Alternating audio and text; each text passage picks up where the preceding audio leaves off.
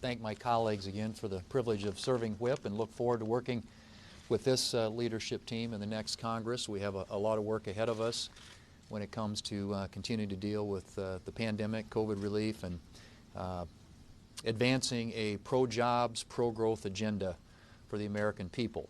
And I'm glad the election is behind us. I think we all are. I think there were at least 3 takeaways from the election. One was that there was not a blue wave. There wasn't even a blue ripple. I think that the election results made it clear that a lot of what the Democrats, pollsters, folks in the media would suggesting was going to happen did not happen at all.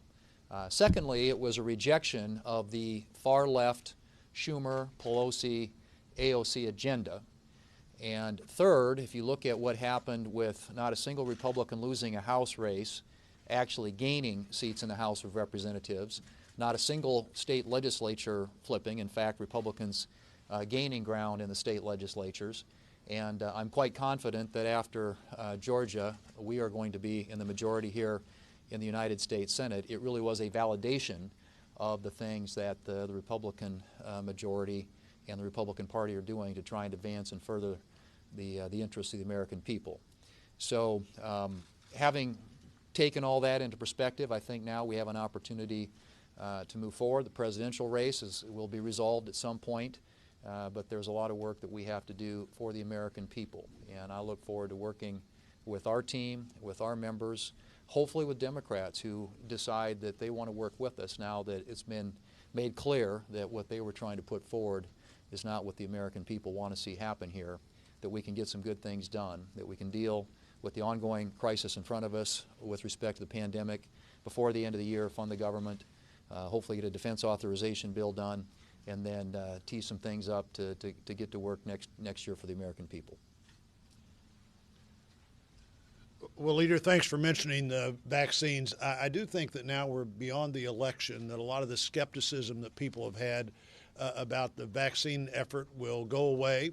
Once people look seriously at this, I think they're going to see that, frankly, the administration and the Congress providing $18 billion to invest in vaccines and therapeutics, and about $12.5 billion of that into vaccines, rewrote the chapter of the pandemic book on how you do this. We're at least a year ahead of where anybody would have thought we would have been in February or March of this year. Pfizer was a partner, a little different partner. Every one of these partnerships is a little bit different. The Pfizer deal was, we're confident in our vaccine. We're sure we're going to get there. If you'll guarantee the federal government will distribute and you'll buy $2 billion worth of it, that's the deal with us. AstraZeneca, Moderna, a little bit differently. But all of these companies, plus about 3 more, are all making vaccines as they get near the end of the trial period. So there'll be several million copies of any of these vaccines available on day one.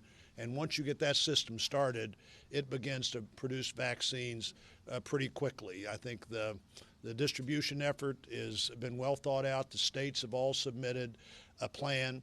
Hopefully the states will all respond to the proposal of how the vaccine would be allocated to healthcare workers and first responders first, people most in danger of having the worst results if they got the virus. Nursing homes would be a big group in that.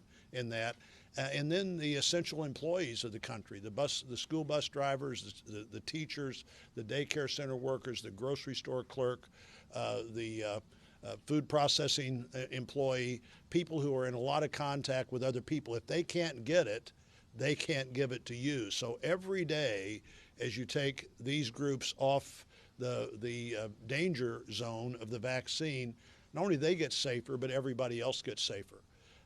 And by the time you get to the end of those groups, you've had about 50% of the American population would have had the ability to have the vaccine, and then we'll see what happens with everybody else. And on those companies that we thought had a better chance of being successful than not, and they're not successful, the American taxpayers are going to lose a little money on that.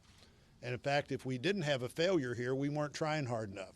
we weren't pushing the envelope for enough. Remember, all these vaccines will be a little bit different from any of the others, and they're all being produced irrespective of what's happening anywhere else. So this is really big news. I, again, hope as we now move beyond the election discussion to a real pandemic response discussion, that people are going to appreciate what's really happened, both what the administration did and I'd suggest most importantly what the Congress was willing to appropriate money for.